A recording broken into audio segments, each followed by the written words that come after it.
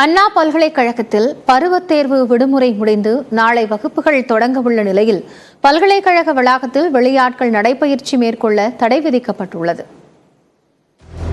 சென்னை அண்ணா பல்கலைக்கழக வளாகத்தில் மாணவி ஒருவர் கடந்த மாதம் வன்கொடுமை செய்யப்பட்ட சம்பவம் பெரும் அதிர்வலைகளை ஏற்படுத்தியது.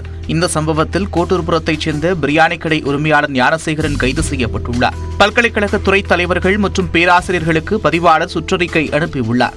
அதன்படி பல்கலைக்கழகத்திற்குள் மாணவ மாணவிகள் மற்றும் பணியாளர்கள் மட்டும் அனுமதிக்கப்படுவார்கள் என்றும் வெளியாட்கள் நடைபயிற்சி மேற்கொள்ளவோ அல்லது கல்வி சாராத பணிகளுக்காகவோ அனுமதிக்கப்பட மாட்டார்கள் என்றும் தெரிவித்துள்ளார்.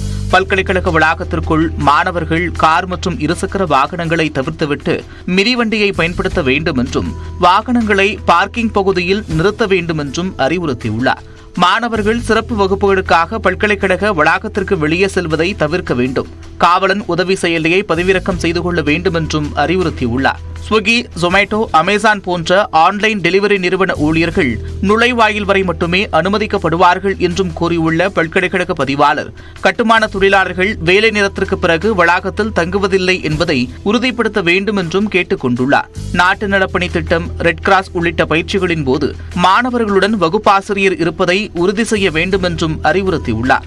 மாலை மற்றும் இரவு நேரங்களில் பல்கலைக்கழக வளாகத்தில் பாதுகாவலர்கள் ரோந்து செல்ல வேண்டும் என்றும் வளாகத்தில் நடைபாதையோரம் தேவையான மின்விளக்குகள், சிசிடிவி கேமராக்கள் பொருத்த நடவடிக்கை எடுக்கப்படும் என்றும் அண்ணா பல்கலைக்கழக பதிவாளர் தெரிவித்துள்ளார்.